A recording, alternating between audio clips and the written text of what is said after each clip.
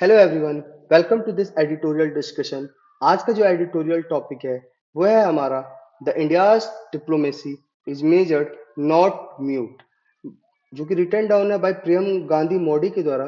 Basically ये Mumbai based foreign policy think tank में director हैं और इन्होंने इंडिया का स्टैंड बताया है कि इंडिया का जो डिप्लोमेसी है वो मेजर्ड थी, ना कि म्यूट थी। तो उसको ये एक्सप्लेन करेंगे किस तरीके से इंडिया की जो डिप्लोमेसी मेजर्ड थी, ना कि म्यूट थी।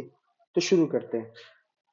इन्होंने बेसिकली ये टाइटल इसीलिए राइट डाउन किया हुआ है, एक तरीके से रिबटल था जो क्रिटिसाइज कर रहे थे इंडिया की इस क्वाइट पोजीशन का, कि इंडिया इस ग्लोबल इवेंट में भी शांति से बैठा हुआ है और वो देख रहा है बेसिकली उसके स्ट्रेटेजिक पार्टनर्स के बीच में जो कॉन्फ्लिक्ट हो रहा है उसको सिर्फ चुपचाप देख रहा है।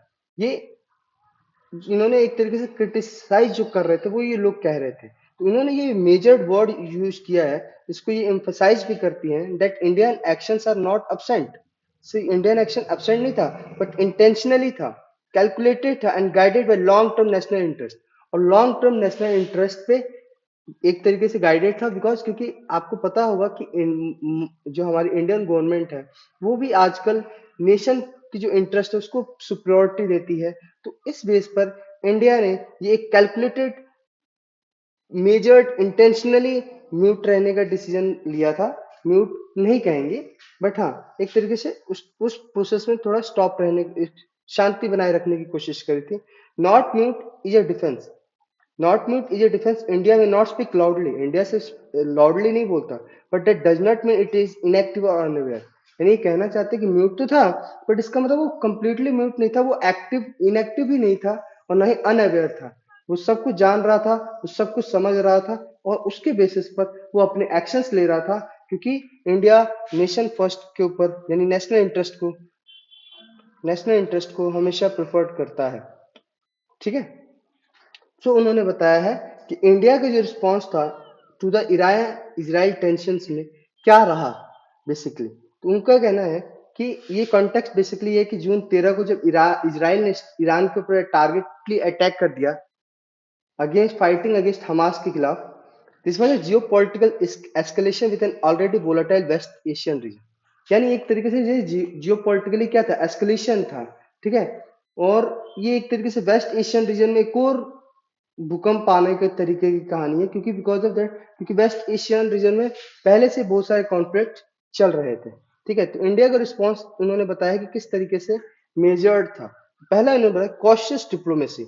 इंडिया ने क्या काम किया, कॉशियस डिप्लोमेसी का रोल निभाया, यानी सतर्क कूटनीति को अपनाया। Because India avoided any taking any hard public stance. India ने क्या किया, अवॉइड करी, कोशिश करी कि हम कोई भी हार्ड पब्लिक स्टांस नहीं लेंगे, बिकॉज क्योंकि यही हमारे लिए क्या होगा, बेस्ट रहेगा। D escalation call, that means यानी शांति की अपील। इंडिया ने क्या किया, एक तरीके से शांति की अपील करी और मेंटेन, पीस को मेंटेन करने की बात कही। ठीक है। किससे, दोनों से, ईरान और इजराइल से। ह्यूमैनिटेरियन कंसर्न, ये पीएम मोदी रिपीटेडली एम्फसाइज करते हैं कि मिनिमाइज किया जाए सिविल कैजुअलिटीज को, यानी सिविलियंस की जो इस वॉर में, इस ईगो या इस कॉन्फ्लिक्ट में जो सिविलियंस की कैजुअलिटी होती है वो ना हो। ठीक है। ये एक चिंता थी किसकी, हमारे प्राइम मिनिस्टर मोदी की। इवैक्यूएशन मिशन, इंडिया ने ऑपरेशन सिंधु चलाया, जिससे कि इंडिया के जो लोग थे, इवन इंडिया के ही नहीं इवन नेपाल के भी, और जो अदर्स हमारे जैसे मान लो इंडिया, नेपाल,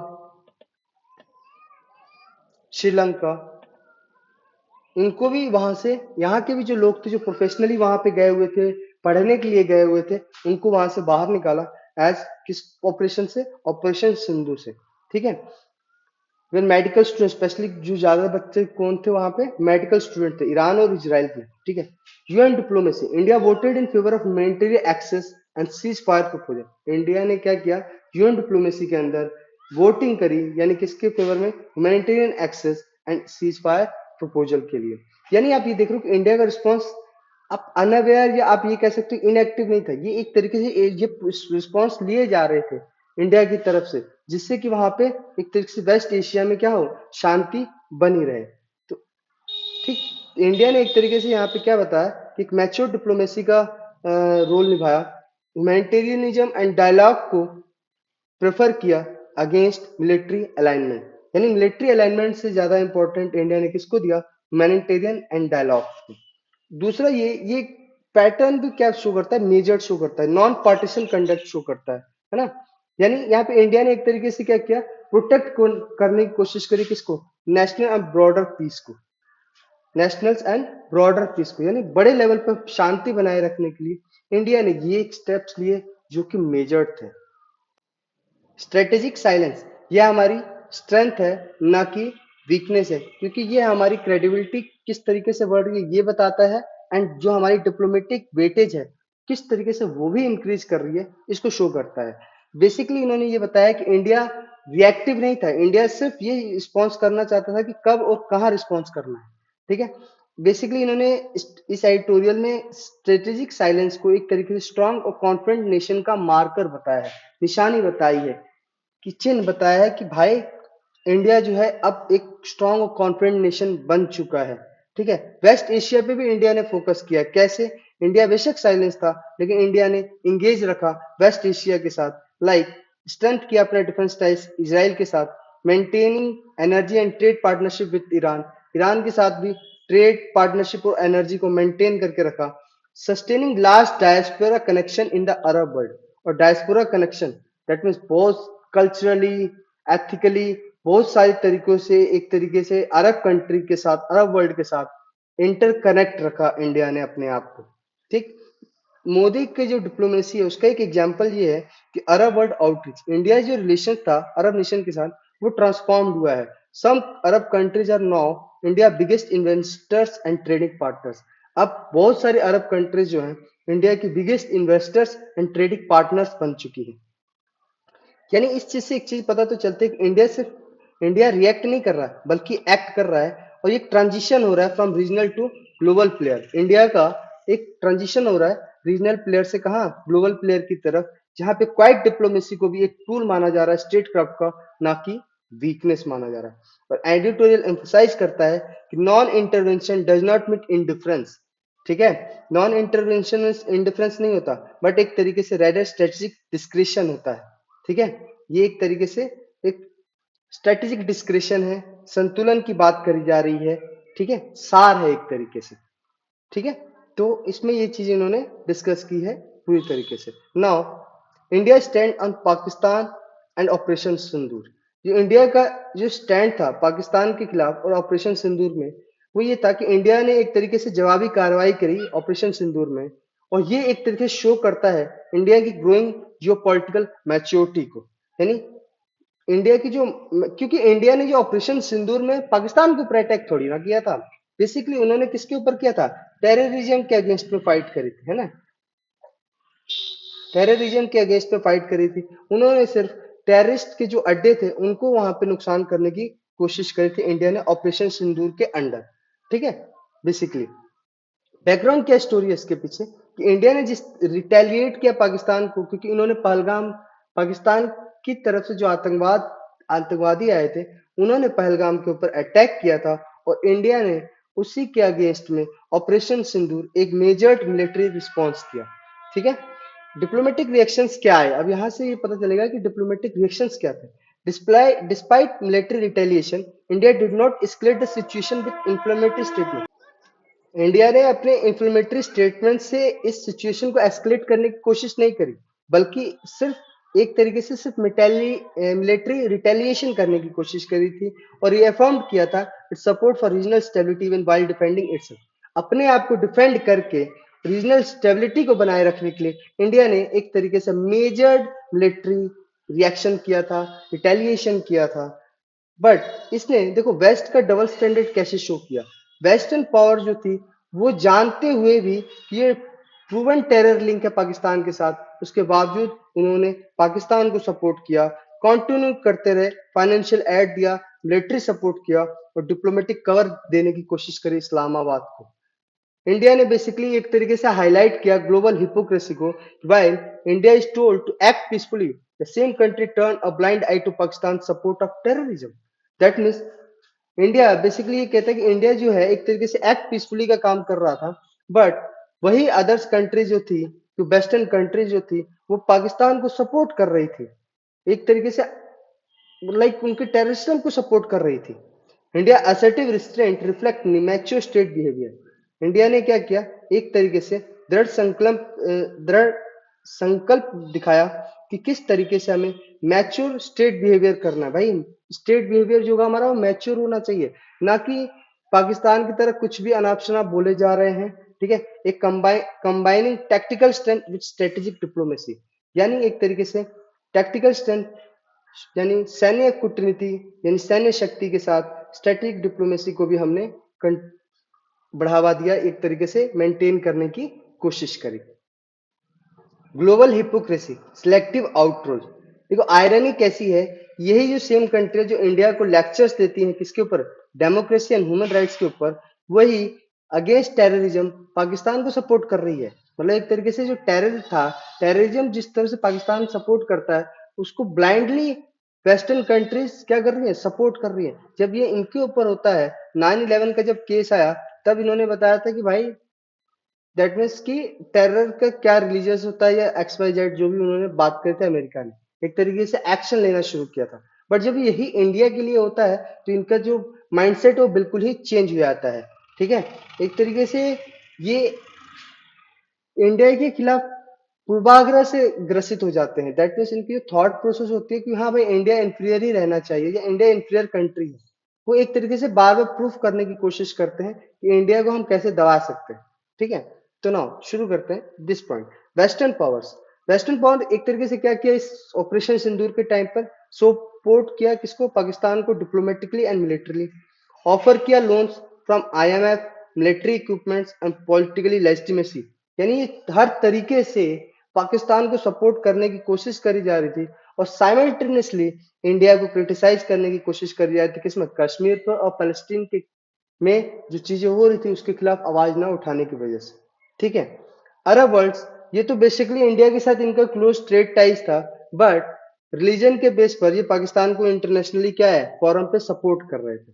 ठीक है, जियो पॉलिटिकल कैलकुलेशन में डिप्लोमेटिक कॉम्प्लेक्सिटी क्या आती है कि this selective criticism reveals a politically biased moral compass. मैंने अभी बात की ना, पूर्वाग्रह से ग्रसित है, यानी पॉलिटिकली बायस्ड थे ये लोग। ठीक है, India avoid following into this trap bye maintaining strategic clarity, और इंडिया इस ट्रैप में फंसने से बचती है क्योंकि इंडिया हमेशा एक स्ट्रेटेजिक क्लैरिटी लेकर चलती है। ठीक, यानी इस एडिटोरियल में ये बताने की कोशिश करी, इस पॉइंट में ये डिस्कस करने की कोशिश करी कि वेस्टर्न एंड अरब नेशन ने डबल फेस डिप्लोमेसी शो करी है।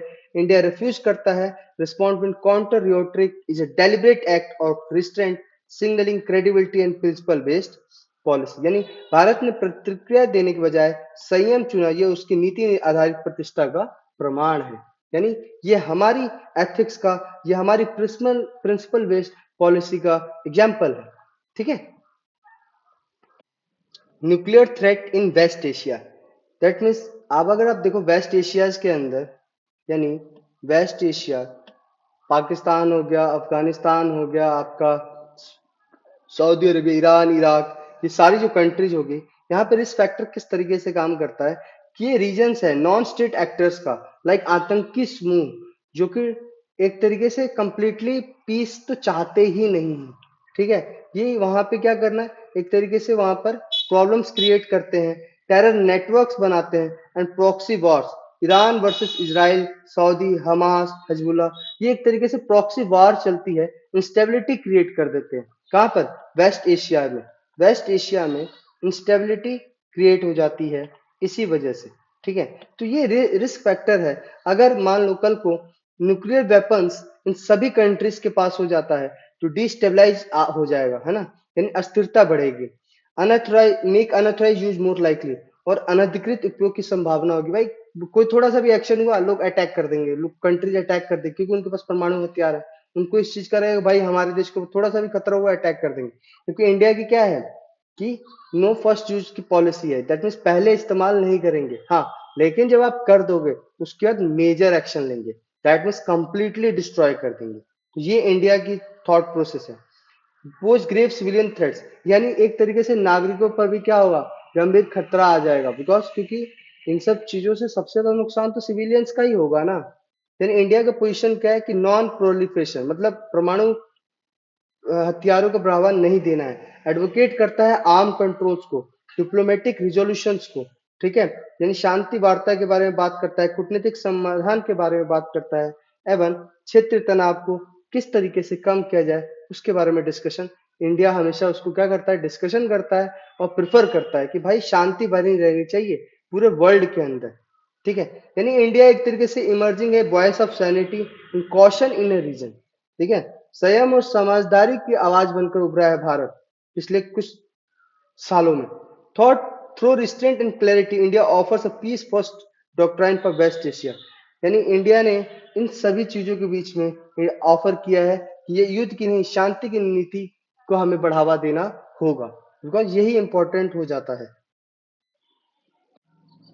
Diplomacy versus public pressure, that means कि अगर आप देखोगे कि इंडिया में बहुत सारी डोमेस्टिक वॉइसेस लाउडली बोलती है कि बिकॉज कि इंडिया को क्या करना चाहिए, या तो ईरान की कुछ लोग बोलते हैं ईरान को सपोर्ट करो, पब्लिक की जो एक डिमांड होती है, और कुछ कम्युनिटीज बोलते हैं कि भाई इसराइल को सपोर्ट करो, या कुछ कम्युनिटी बोलते हैं ईरान को सपोर्ट करो।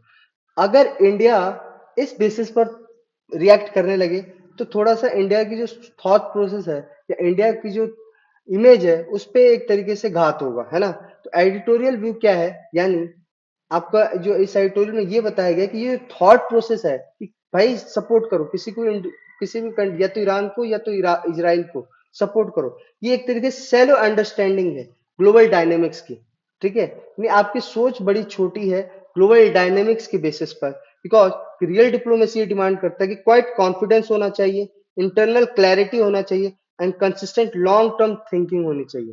भाई लंबे समय, यानी एक दीर्घकालिक दृष्टिकोण होना चाहिए कि लंबे समय तक क्या चलेगा, किस तरीके से हमें अपने आप को मेंटेन करके रखना है और किस तरीके से वेस्ट एशिया के अंदर या पूरे वर्ल्ड के अंदर शांति बनाए रखनी है, ठीक है। उस बेसिस पे इंडिया को अप्रोच ये है कि रेफ्यूज करता है जो मॉरल ग्रैंड स्टैंड, यानी फालतू के मॉरल बहकावे में नहीं आता, ठीक है।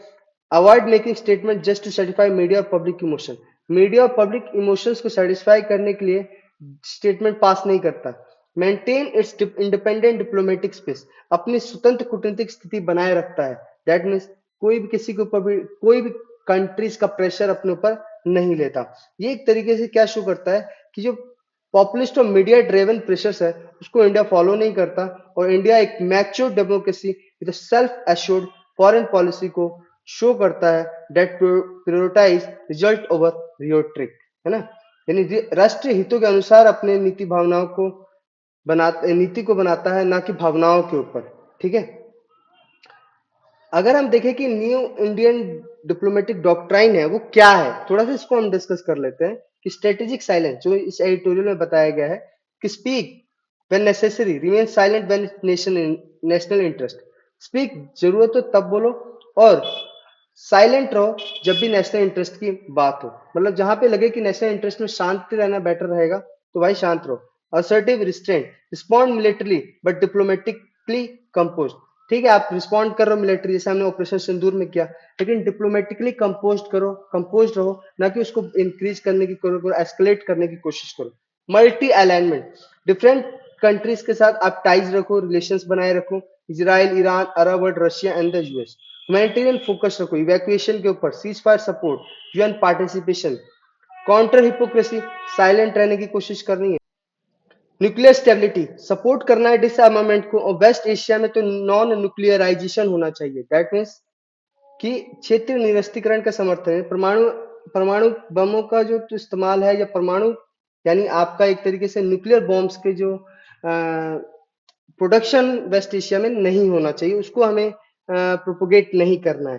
प्रैग्मेटिज्म ओवर पॉपुलिज्म, यानी प्रैग्मेटिज्म प्रैक्टिकल रहना है, ना कि पॉपुलिज्म। भाई पब्लिक बोल रही है कि हाँ जवाब दो तो आपको जवाब देना नहीं, प्रैक्टिकल रहना है, मैच्योर रहना है, doesn't give in to media noise और पब्लिक सेंटिमेंट, ठीक है। इसी चीज को थोड़ा सा हिंदी में इन्होंने बताया हुआ है, ये आप देख सकते हो कि रणनीतिक मौन क्या है, जहां जरूरी हो वही बोलना है, दृढ़ संयम जवाब देना लेकिन भड़काना नहीं है, बहुत संतुलन, इजराइल, ईरान, अरब, रूस और अमेरिका से संतुलन, मानवीय प्राथमिकता, नागरिकता की सुरक्षा, युद्ध विराम, यूएन में भागीदारी, पाखंड का उत्तर, प्रतिक्रिया के बिना अपनी स्थिति स्पष्ट रखना, परमाणु स्थिरता, क्षेत्र निरस्त्रीकरण का समर्थन करना है, व्यवहारिकता बनाम लोकप्रियता, नीतिगत विवेक न कि जन भावनाओं से प्रभावित होकर आपको रिस्पॉन्स कर देना है। Conclusion, India as a mature power, यानी इस पूरे एडिटोरियल से हमें एक चीज पता है कि इंडिया ने एक मैच्योर पावर की तरह शो किया है अपने आप को। इंडिया की जो डिप्लोमेसी है वो न्यू फेज में एंटर कर रही है, guided by maturity, clarity, restraint and national interest. यानी एक तरीके से मैच्योर हो रहे हैं हम, स्पष्ट रह रहे हैं और संयम होकर अपने डिसीजन ले रहे हैं और नेशनल इंटरेस्ट के बेस पर डिसीजन लिए जा रहे हैं, not dictated by external moral lectures और इंटरनल मीडिया प्रेशर। कोई भी एक्सटर्नल मॉरल लेक्चर या कोई भी हमारी सॉवरेनिटी के खिलाफ कोई अगर हम पे प्रेशर बनाने की कोशिश कर रहा है तो हमने अपनी सॉवरेनिटी को मेंटेन करके रखा हुआ है। और इवन इंटरनल मीडिया प्रेशर्स पे भी हमारा प्रभाव, मतलब हमारी डिप्लोमेसी पे प्रभाव नहीं है। India now set its own rule of engagement, India अपने एक नए सेट्स बना रहा है इंगेजमेंट के, marking its transition to confident global diplomatic firm, और एक तरीके से खुद को बदल रहा है किसमें, कॉन्फिडेंट ग्लोबल डिप्लोमेटिक प्लेयर में। ठीक है, इस एडिटोरियल से हमें ये पता चलता है कि इंडिया का जो रिस्पॉन्स रहा है पिछले 1-2 सालों में, जो भी ईरान, इजराइल, हमास, पैलेस्तीन के बीच में जो कॉन्फ्लिक्ट है, इवन इंडिया और पाकिस्तान के बीच का जो कॉन्फ्लिक्ट है, किस तरीके से इंडिया ने एक तरीके से न्यू रूल्स अपने लिए बनाए हैं जिसमें बैलेंस होकर काम करने की कोशिश करी गई है, डी एस्केलेट करने की कोशिश करी गई है, एक कैलकुलेटिव रिस्पॉन्स देने की कोशिश करी गई है। आई होप ये आपको ये एडिटोरियल अच्छा लगा होगा एंड थैंक यू।